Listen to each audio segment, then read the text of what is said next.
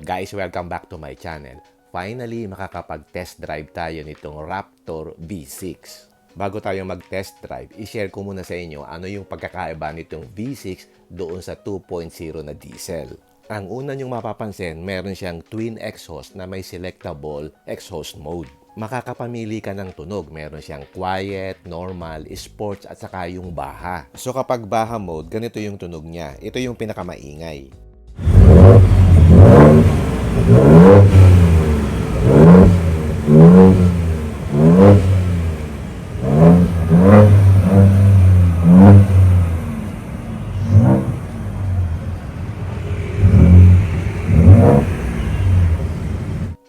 At ang isa pang unique dito is meron siyang FAX 2.5-inch live valve internal bypass shock absorbers. Ang difference niya with the 2.0 Raptor is meron siyang live valve system. So pwede mong i-adjust yung damping. Pwedeng hard, pwedeng soft. And automatically nag-a-adjust siya depende sa drive mode na sinelect mo. Kaya it's a big upgrade from the 2.0 version na fix lang yung damping ng suspension. Another feature niya is meron siyang front and rear locking differential.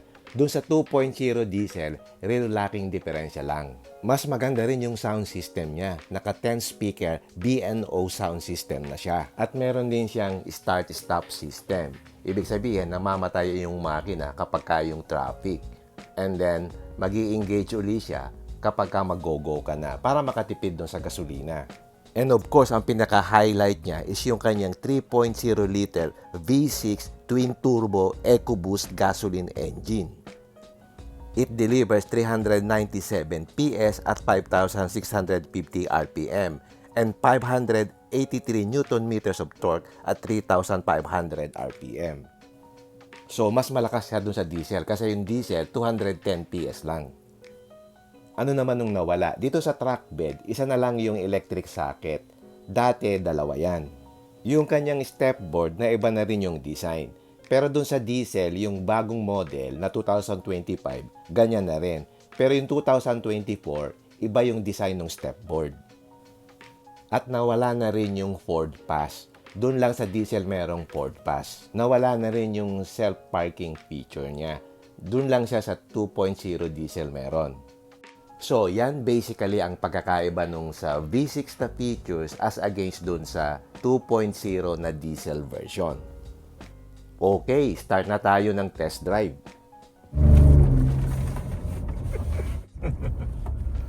Ano, sir?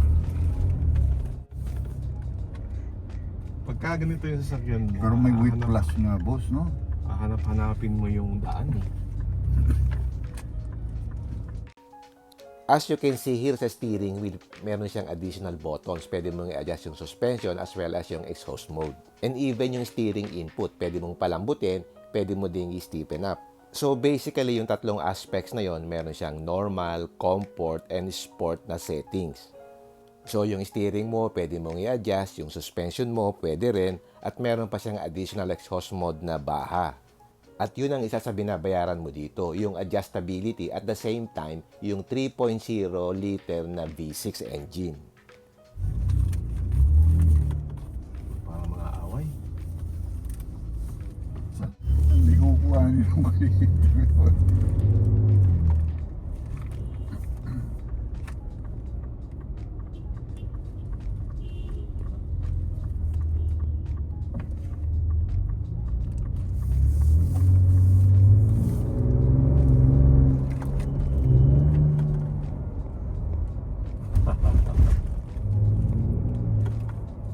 Tapos yung isa,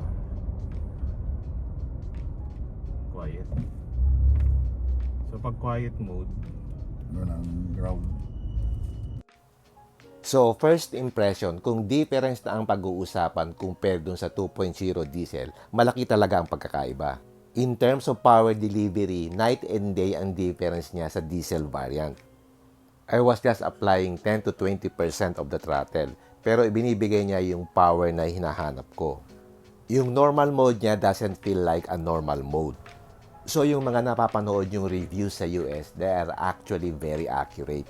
So this is how a Raptor should really feel like. Na fix lang ang damping niya. I would say may difference talaga pagdating doon sa live valve suspension. It's an upgrade compared doon sa diesel variant. So, mas complex yung suspension niya at mas refined siya. Sinabi ko kanina meron siyang start-stop system. So, kapag ka naka-stop ka sa traffic, mag-o-off yung makina. Sa iba, ayaw yung feature na to, including me. Pero in the case naman of the Ranger Raptor, medyo smooth naman yung transition kapag nag-i-start uli yung makina. Yung iba kasing system sa ibang brands, may nararamdaman kang shock or vibrations, which is nakakairita kapag stop and go traffic. Pero ako, ito turn off ko na lang yung feature na to. And additionally info, ibang ginagamit na battery kapag may start-stop system.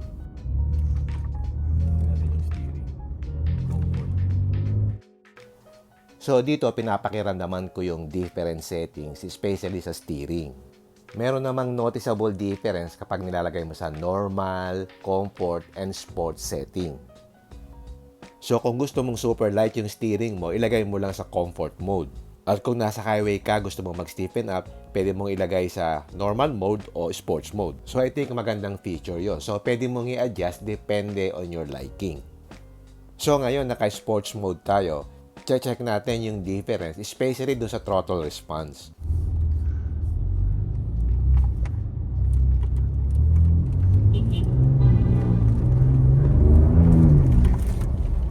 Sobrang lakas na ng makina. Mapapagastos ka talaga sa gasolina. Kasi bobombay mo. Kasi bobombahin mo ng bobombahin eh.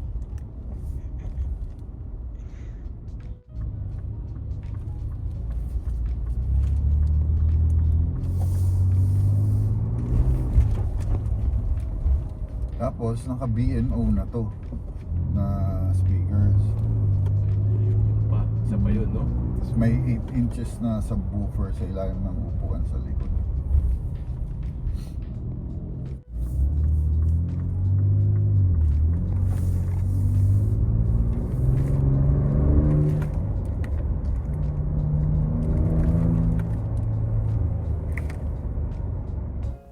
Sa sports mode, mas responsive yung feeling at hino-hold niya yung gears sa higher rev range to get most of the power sa rev range.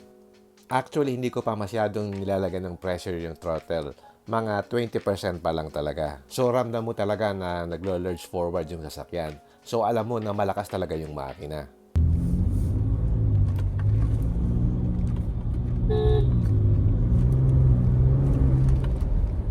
Ibang-iba talaga ang hatak nito, sir. Doon sa ano. So, Oo, bakit iba. 210 yung sa'yo eh. 397 to. Ito, ano to eh. Pag dala mo to, gusto mo laging hatawin.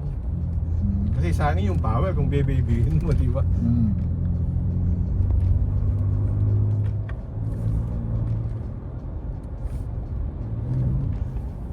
Also, yung refinement ng gasoline engine, iba talaga kaysa diesel. Dito talagang very smooth. Lalo na kung naka-quiet mode ka, very comfortable yung experience compared dun sa diesel. Wala kang mga vibrations na mararamdaman. Picture natin. Oh, mas gumaan siya pagka naka 4x2. Hindi na mabigat. Kasi naka 4x4.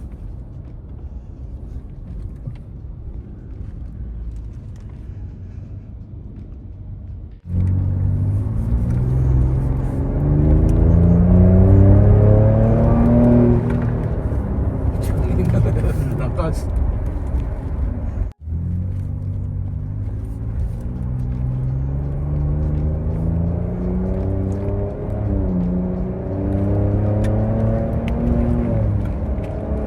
Nakakatakot ang power nito.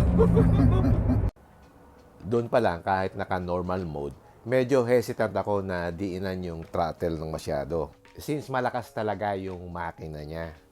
Yung sasakyan may confidence, pero yung driver medyo magiging hesitant.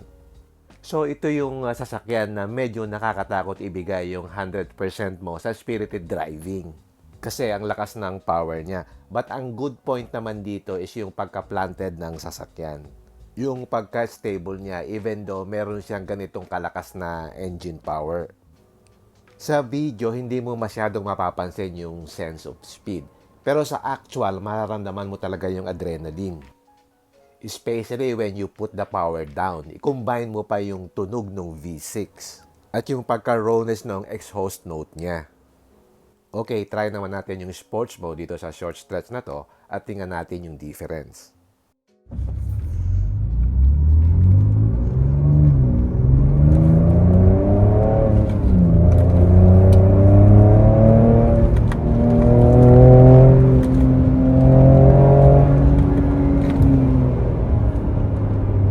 Okay, try nating i-decipher yung power delivery niya. In my experience, very linear yung power delivery niya. Hindi siya yung type of car na sobrang ma-delay sa lower RPM. And then pag nag-kick in na yung turbo, doon mo palang mararamdaman yung power niya. Dito sa lower rev range, meron na siyang adequate power agad. At pag dumating ka doon sa higher rev range, meron pa rin siyang power. So wala siyang power loss kahit i-rev mo up to 6,000 RPM. Siguro ang explanation dyan is based dun sa tuning niya. And since twin turbo ito, so gumagana yung small turbo at lower RPM at yung bigger turbo sa higher RPMs. To be honest, yung feeling niya malapit sa NA na V6. So ganun ka-smooth at ka-linear yung power delivery niya. Pero yung iba, no-off yung auto stop. Yung iba. Oo. Pero ito merong off switch din sir eh. Kung ayaw mo siyang i-auto stop, i-off mo. Yung paddle shifter.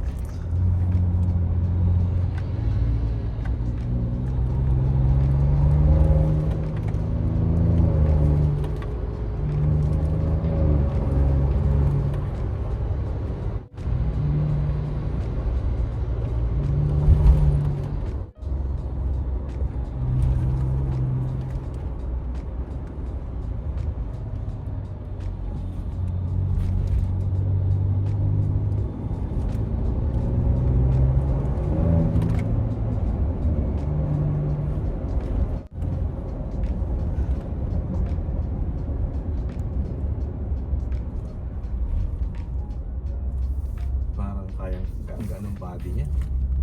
Yung sa makupad eh, yung diesel eh. Ramdam mo yung eh. Ito parang kayang-kaya niya yung body.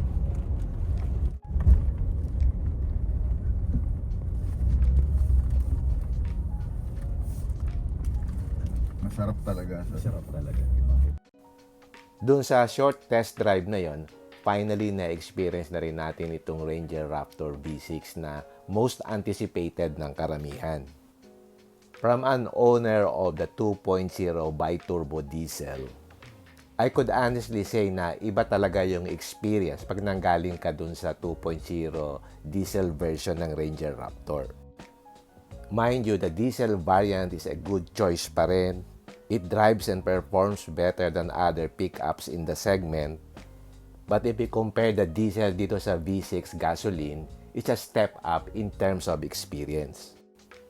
If you really define yung Raptor variant, especially sa US yung mga F-150, you really expect a power plant that defines that Raptor badge.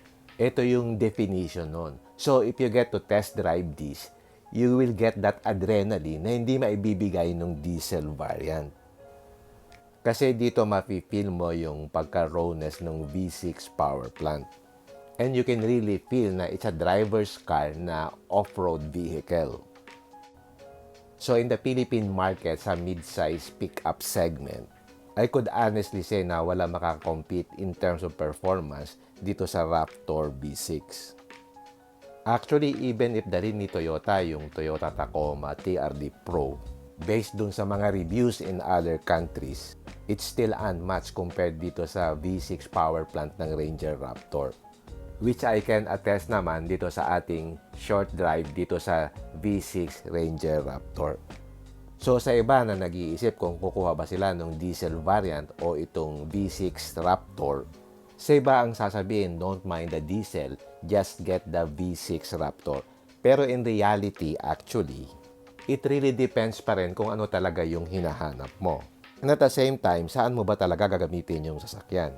And also, kung afford mo yung maintenance at gas consumption nitong Raptor V6.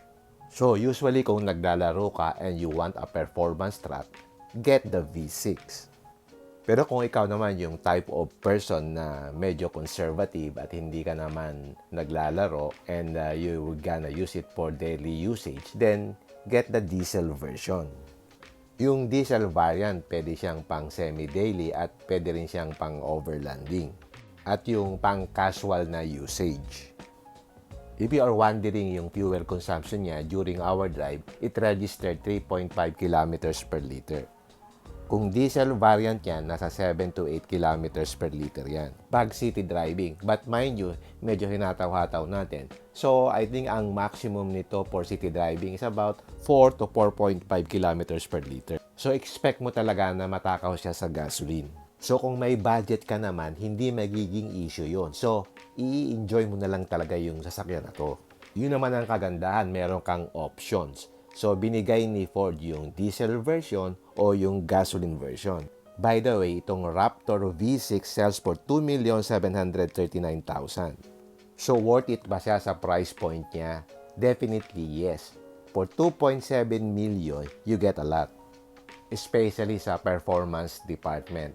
Wala akong maisip at that price range na you will get 400 horsepower for only 2.7 million pesos. And off-road vehicle pa. So, mas flexible siyang gamitin compared sa mga sports cars. So, if you really want the V6 variant and you can afford the gas consumption, and at the same time, you want a vehicle that has that performance that no other cars in its segment can provide. So, hindi ka talaga bibitinin ito in terms of driving pleasure and adrenaline whenever you are driving this vehicle. So, sa binayad mo, matutuwa ka talaga dito and maseset talaga yung expectations mo. Kasi meron din talaga mga vehicle na madidisappoint ka pagdating sa performance niya. Pero dito, sigurado masisiyahan ka at magiging sulit yung binayad mo. To be honest, yung expectation ko talaga is mataas. Pero dito, nalampasan pa niya. So, if you ever get the chance to own one, you're very lucky. And by the way, kung may inquiries kayo, kontakin nyo lang si Enrique Hill ng Ford BGC. Nandito yung number niya. Siya yung agent ko and very responsive. Okay, hanggang dito na lang. If you like this video, don't forget to like, share, and subscribe. Until next time, see you again my next vlog. Bye!